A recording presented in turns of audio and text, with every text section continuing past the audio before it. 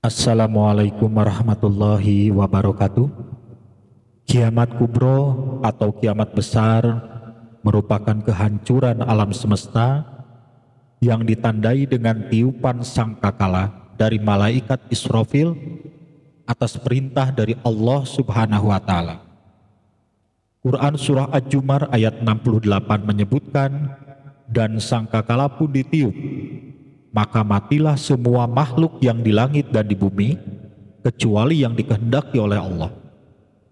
Kemudian ditiup sekali lagi sangkakala itu, maka seketika mereka bangun dari kuburnya menunggu putusan Allah. Dua kali tiupan sangkakala yang disebutkan dalam ayat Al-Quran tersebut, yaitu yang pertama merupakan tiupan kematian, yaitu mematikan makhluk hidup dan menghancurkan alam semesta. Jadi dalam tiupan sangkakala yang pertama tersebut, matilah seluruh makhluk hidup, alam semesta dan seluruh isinya hancur sehancur-hancurnya. Yang kedua merupakan tiupan kebangkitan, yaitu membangkitkan semua umat manusia dari dalam kubur untuk mempertanggungjawabkan segala perbuatan. Jarak waktu dari tiupan yang pertama kepada tiupan yang kedua adalah selama 40. Tidak ada penjelasan tentang 40 tersebut. Mungkin saja 40 hari, 40 bulan, atau 40 tahun. Bagi orang yang tidak beriman kepada Allah, kisah tentang kiamat dan hari kebangkitan ini dianggap dongeng belaka. Mereka berpikir setelah manusia mati, mereka langsung masuk surga. Mereka tidak percaya adanya hari kebangkitan, mereka tidak percaya adanya padang mahsyar, bahkan mereka tidak percaya adanya timbangan amal dan hisab atas segala perbuatannya selama hidup di dunia. Tapi sebaliknya, bagi orang yang beriman, kejadian kiamat dan hari kebangkitan adalah nyata adanya. Orang yang beriman percaya akan adanya kiamat, hari kebangkitan, dan hari perhitungan di mana amal baik dan amal buruk semuanya akan dihisab. Untuk itu, orang yang beriman selalu hati-hati dalam hidupnya, selalu tidak bebas, ada batasan antara halal dan haram. Tidak boleh berzina, tidak boleh memakan riba, tidak boleh licik, zalim, dan tidak boleh menyakiti orang lain, karena semua itu akan ada pertanggungjawabannya di akhirat kelak. Nah, selanjutnya, siapakah yang akan dibangkitkan pertama kali setelah hari kiamat tersebut? Jawabannya adalah baginda Nabi Muhammad SAW. Nabi Muhammadlah yang akan dibangkitkan pertama kali setelah kiamat. Dikala tiba saatnya, malaikat Jibril, Israfil, Mikail, dan malaikat maut datang menemui makam Nabi Muhammad SAW untuk membangkitkan beliau. Setelah sampai di makam baginda Nabi, malaikat Jibril menyuruh malaikat Israfil untuk membangkitkan baginda Nabi, tapi malaikat Israfil menolak. Wahai Jibril, engkaulah yang memanggil, karena engkaulah kekasihnya semasa hidup di dunia. Malaikat Jibril menjawab, aku malu kepadanya. Kemudian malaikat Israfil menyuruh malaikat Mikail, panggillah olehmu. Malaikat Mikail juga menolak. Lalu ketiga malaikat tersebut meminta kepada malaikat maut, panggillah olehmu. Kemudian malaikat maut maju dan berkata, wahai roh yang suci, kembalilah ke dalam tubuhmu yang suci. Suasana sepi, tidak ada jawaban dari kubur Nabi SAW.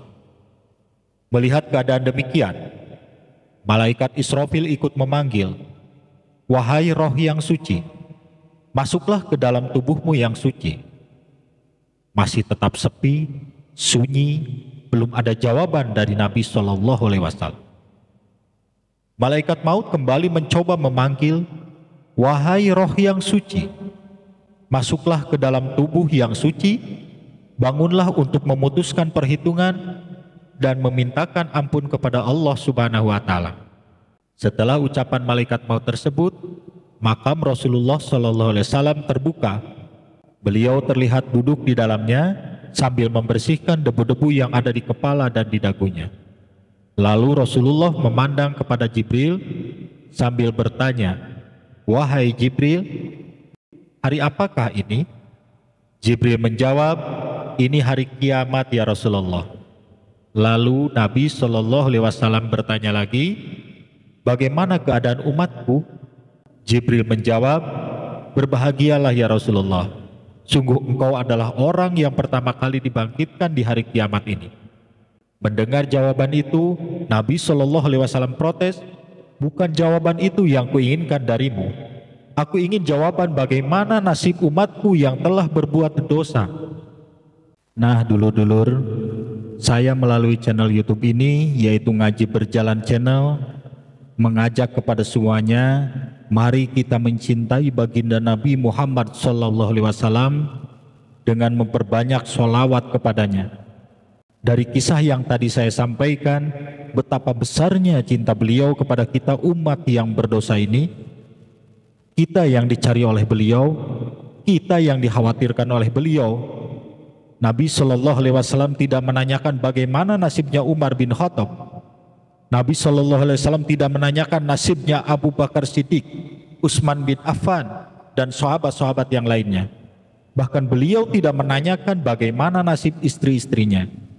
Yang keluar dari ucapan baginda Nabi Shallallahu Alaihi Wasallam, bagaimanakah nasib umatku yang berdosa?